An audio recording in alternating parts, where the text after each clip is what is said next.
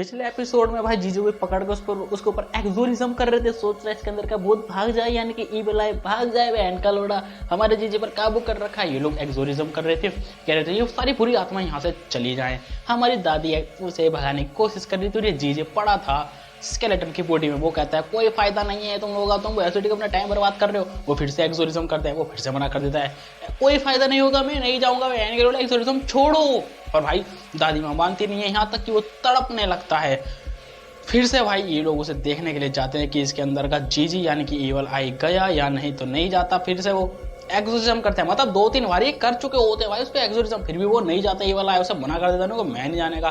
फिर भाई थक हार के लोग खाना वाना खाने लगते हैं। खाना खाते वक्त तो भाई मजे से सब एंजॉय कर रहे थे।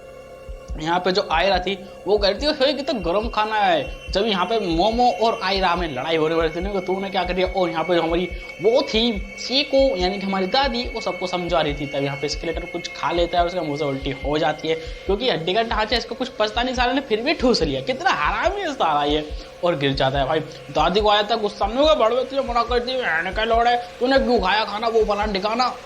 अब भाई कर मुझे माफ कर दो, मुझे माफ कर दो। अब मतलब इसके अंदर जो था ईवल है वो खत्म हो चुका था। अब स्केलेटन के अंदर असली जीजी आ गया था। मतलब ईवल है ना कुछ समय के लिए इसका शरीर छोड़ दिया। तभी सेको डंडा लेके कहती है शांत सब तैयार है ना, क्योंकि ईवल आए हमें धोखा दे सकता है। इतना कहने के बाद सब लोग नहीं तैयार हो जाते हैं। फिर वो कहते हैं अपने मुंह से ऊपर से मार्क्स उतारो। जब मार्क्स उतारते तो देखते क्या जीजी यार, जीजी एकदम मकचोद आदमी है साला। मतलब ऐसी सिचुएशन साले को कॉमेडी चाहिए, कहते वो मुझे माफ कर दो। तभी से को समझ जाते कुछ गड़बड़ है, उसके ऊपर ठंडा पानी फेंकते हैं। जो ठंडा पानी पड़ते भाई वो ईवल आई में बदल जाता है। ईवल आई में बदलने के उनके ऊपर हमला करने की कोशिश करता है, पर जब से को फिर से भाई गर्म पानी लेती है और उसका मुंह पे फिक्के मार देती है पिचकारी से पच, और फिर से वो नॉर्मल जीजी में कन्वर्ट हो जाता है। तो अब यहाँ से पता चल गया अगर जीजी पर ठंडा पानी पड़ा तो ये ईवल आई, और गर्म पानी पड़ा तो जीजी। तो भाई एक तरह से अब ये कन्वर्ट हो चुका था, फिर भी बकचोदी करना नहीं छोड़ता यार। फिर मोमो देखते हैं ये क्या ठंडे पानी में तो ये वो बन जाता है और गर्म पानी में ये नॉर्मल हो जाता है। अब भाई से मोमो का आता है गुस्सा और स्केलेटर को लेकर फेंक के मारते इतना होने का फिर वो ना जीजी को मारते, क्योंकि जीजी कर रहा था बकचोदी। यहाँ पे मिस से को कहती है अच्छा तो ये बात है, तुम्हें अब से बहुत ज़्यादा ध्यान रखना होगा, तुम्हें ठंडे पानी से दूर रहना पड़ेगा। और वो इन सबसे माफ़ी भी मांगती है कि मुझे नहीं पता था कि वहाँ पर ईवल आई हुई, क्योंकि सेको के कहने पे सब लोग वहाँ गए थे। अब ये सब हो जाने के बाद जो अपना जीजी था, जीजी को देखकर जो हमारी डरवो ग्रेनी थी वो कहती है ईवल आई अभी बच्चा है, वो सिर्फ खेलना चाहता है, और अगर वो बड़ा हुआ तो सबको तबाह कर देगा। तो यहाँ पे एक तरह से है ना इनको डर भी लग रहा था कि अगर ईवल आई हम पे हमला करेगा तो हम क्या करेंगे।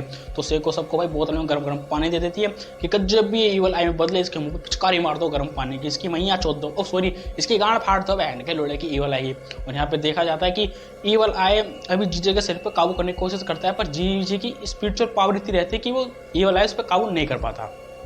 फिर हमें दिखाया जाता है ये ना मेंटिस को उसके घर छोड़ने के लिए ये कुछ लोग बाहर आए थे, मोमो, वो कारण और अयारा। तो वो कहती है अच्छा मेंटिस ये बताओ तुम यहाँ क्या काम करते हो। तो ये मेंटिस बताता है मैं पास की डेयरी पे दूध का काम करता हूँ, उनको खाना वाना खिलाता हूँ गायों को। अब उसका स्पेसिप है ना उसके बच्चे को और मेंटिस को यहाँ से जाने लगता है। ये तीनों खड़े होकर देखने लगते हैं। मेंटिस का स्पेसिप भाई उन तीनों को लेने के बाद स्पेसिप ऐसा लगता है कि भाई दुनिया से बाहर चला जाएगा। और थोड़ी देर के बाद ये घूम फिर के भाई फिर से अर्थ पे आता है, और जहाँ ये लोग खड़े थे वहाँ से कुछ दूरी पर लैंड होता है। मतलब ये साले तेरे चूतिया, मतलब 10 फुट की दूरी पर इन्हें जा रहा था स्पेसिप लेके। फिर हमें अगले दिन दिखाया जाता है ये सभी लोग जा रहे थे भाई जीजी के घर पे, क्योंकि अब जीजी थोड़ा सही हो गया था, उसके माँ बाप भी थोड़े सही हो गया था। तो यहाँ पे दोनों बात कर रहे थे कि हाँ तुमने गर्म पानी की बोतल ले ली। सबके पास गर्म पानी की बोतल थी, क्योंकि सिचुएशन तो पता है। और यहाँ पे मोमो है ना, समझ रहे हो भाई, वो करुण का हाथ पकड़ ली थी। वो करुण क्या कर रही थी, हाथ यहाँ रखो, मतलब ओ का मोमो है ना वो करुण के हाथ के ऊपर चढ़ा देती है अपना हाथ। अब इतना सब होने का लड़का का कंट्रोल यार वो करुण पर कभी पर मुझे शक होता है साला क्या। तभी बहन है ना टर्न से बाहर निकलती है, तभी एकदम से जीजी कुछ बोलते तो एकदम से शर्मा के ना एक दूसरा अपना हाथ अलग कर लेते और एक तरफ ऐसे बैठ जाते हैं। यहाँ जीजी कहता है स्केलेटन तो अपनी बॉडी काबू क्यों कर रहा है, वो फ्रेंड दिखा रहा है, मतलब स्केलेटन है ना इसकी बॉडी काबू करके तो क्या क्या हरकत करवाता है, इसके हेट वेट लेकर इसके मुंह पे पुछवा देता है जीजी के। तभी भाई जो हाथ मिल लेते ना हमारी दादी देख लेती है, और जब ये हॉस्पिटल में जाता है तो भाई इसका शरीर का जो जीजी का शरीर ना वो स्केलेटन के काबू में था। तो भाई स्केलेटन देखो कैसे हिला रहा है ऐसे करके, उसके माँ बाप डर जाते हैं बहन तो कौन सा भूत आ गया मेरे लड़के में। और हमें टीवी चैनल पे दिखाया जाता है, ये लोग देखते हैं कि यहाँ पे जो बुढ़िया का परिवार था उन सबको पकड़ लिया गया, पर जो बुढ़िया थी वो भाग गई भाई। और ये भाग के भाई जंगलों में घुस जाती है। अब यहाँ पे भाई बुढ़िया की असली हकीकत पता चलती है, ये बुढ़िया नहीं है भाई, एलियन है एलियन। अभी तो जंगल में छुप कर भाग रही है। और ये अपना भाई मास्क उतारता है, ये वाला सीन बड़ा डरावना था यार, मेरी भी गांड फट गई सही बताऊँ तो। मास्क उतार के फेंक के मार दिया यार, डरावना मास्क यार, बहुत डर लगा था। और भाई अपना असली शरीर दिखाती है बुढ़िया, भाई क्रीचर है भाई, अभी नहीं पता कौन इसकी भी कम बैक होएगा बाद में।